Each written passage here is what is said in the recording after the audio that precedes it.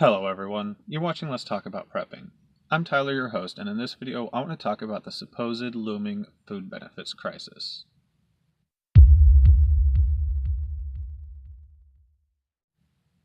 You've definitely heard someone talking about how if the food benefits are frozen, everyone relying on them may riot or at least realize they need to be preparing for themselves. And I haven't joined this conversation because I don't have anything new to add and no special grounds to speculate or make predictions on. But I do want to share a couple thoughts. A lot of people have been talking about how this can cause a crap hits the fan situation, and I don't think it's wrong to talk like that, because it's a great opportunity to funnel in people who might not otherwise have been talking about emergency preparedness, but who are looking at the subject because of these things. But I don't think that we as preppers need to be worried about this causing an actual crap hits the fan situation, and I don't think that a lot of serious preppers do think that. But the reason I think this is because this isn't just a random market factor like uncertainty because of the failure of a large business or something like that. This is something that is not only caused by players in the government, but which is also being closely watched by key players of the government and of the economy. We can, and other people do, argue over who has caused this and whose fault it all really is. And you can do that if you want. But in my eyes, this is something that everybody has their thumb on the pulse of. And I really don't see anybody writing this right into the economic collapse. We could also debate whether or not there are certain people behind the scenes of things who seek to benefit from such a thing. But the reality is that the people in government whose names we all know do not benefit from simply holding the government at gunpoint until the entire economy boils and people start killing each other. It's really just not something that I see happening from something that is such a hot topic issue. It's going to resolve itself in some other way, even if that other way is still a very serious issue that we all talk about for a while to come. I just really don't see them watching it all happen and watching other market factors come into play and just allowing it to cause an economic collapse. Again, this isn't discounting wild factors that come in that even they couldn't have seen coming, but because so much of this is so premeditated, it's just hard to imagine that they would premeditate a economic collapse into such a politically motivated thing. They do have market analysts in the government who have the best information to be able to tell if the things that they do are going to cause some kind of wild economic collapse. And I just don't think that anyone will pick options that have that as a very possible outcome. Anyways, tell me how wrong you think I am in the comments down below and whose fault you think it is. I'd love to have you commenting in my comment section and to hear what you have to say. Anyways, I also want to talk to you guys about one of the best preps that I ever bought, even though I didn't know that that was what it was when I bought it. I'm talking about this pocket reference book that I got at the counter of my local Ace Hardware store. They really are a helpful place. Now, we talk about books and even reference books already, so this is nothing new, but this tiny little book fits in a tactical mag pouch, and every time I open it, I say, holy crap, because I'm so surprised by the vast variety and density of information in it. This is the kind of thing that you can keep with you to help you with an emergency now, today, and also to help you bug out and help rebuild civilization if you have to, and I'm not joking. Some of this information, plenty of people use on a daily basis, and some of this stuff will help you get out of a lot of binds. So I'm going to flip through this, share just a few random pages that I marked as I flipped through this.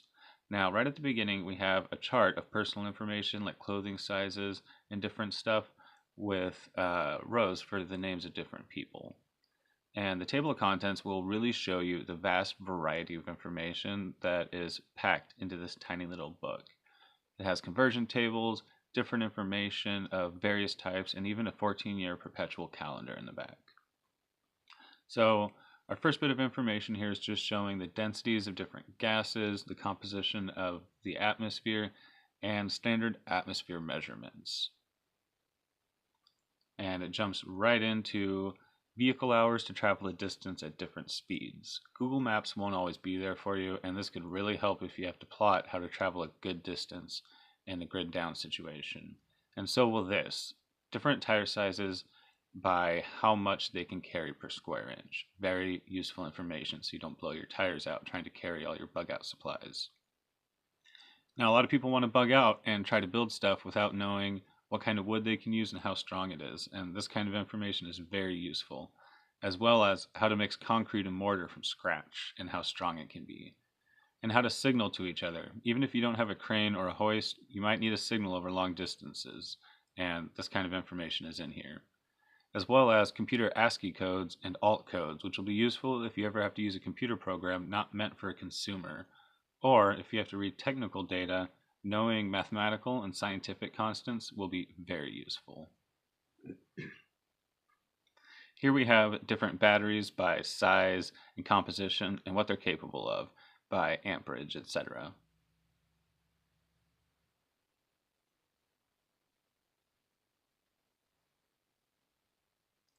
Now here we have approximate hole sizes, countersink, and shank information for different fasteners like screws.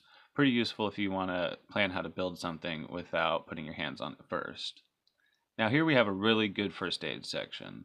This is something that you would want to study, so we're just going to flip through it real quick and show all the different kinds of information, how it's set up, and that it's got a few good diagrams. Not something you'd use in the emergency, but pretty good to look at, especially when you consider that it's sitting right next to all this other technical information. So here we have a lot of different codes and stuff, plastics, so you know what you're looking at when you have a bucket or something. We've got the English to Greek alphabet, as well as the different paper sizes by code, phonetic, semaphore, and Morse code alphabets. We've got Braille and American Sign Language, as well as Police 10 radio codes, military ranks and badges,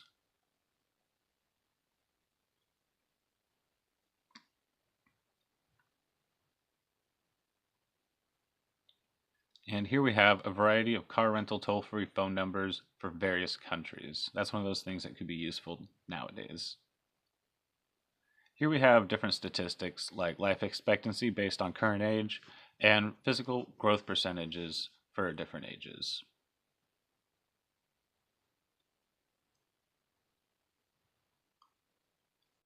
Now, this next section is one with a lot of practical applications. This is talking about electromagnetic frequencies, and that's everything from audible sound through different radio frequencies, and that's broken down by amateur band, marine band, government band, etc., and all the way up into the different colors of light. Pretty darn useful set of information there. These next few charts share different minerals based on their hardness, their distinct color, their metal content, and their density. And that last one's useful because it includes silver and gold, things that we might need to identify for real. Now, in quick succession, these next few charts share some different industrial chemicals and what they're found in, what they're used for, and then a nice section on math, including trigonomic functions, things that you'd normally use a scientific calculator for, which we might not always have. Some common pumps and their workloads. We have some different wires and what they're used for and capable of. We've got a nice section on knots, the different capabilities and workloads of angle steel, channel steel, bar steel, etc. Really useful if you need to rely on that. You need to build some stuff. Hardness number conversions. This is talking about converting things like Rockwell to different hardness charts.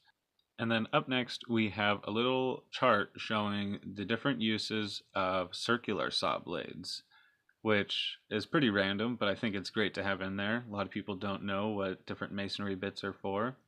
Now, dew point temperatures can be pretty useful for gardeners. Now, ice safety and different weather map symbols, pretty useful if you're ever needing to travel in areas that you're not used to. The tempering color for steel. And here we have a bunch of conversion charts. This is taking inches to kilograms to newtons or something like that. It's really just interesting to flip through this book and look at all of the different random information in it. I know a lot of it won't be practical and a lot of real world actual emergencies, and it's not the kind of thing that'll help you start a fire or cut something or anything like that. So it sort of gets neglected as a bug out bag item.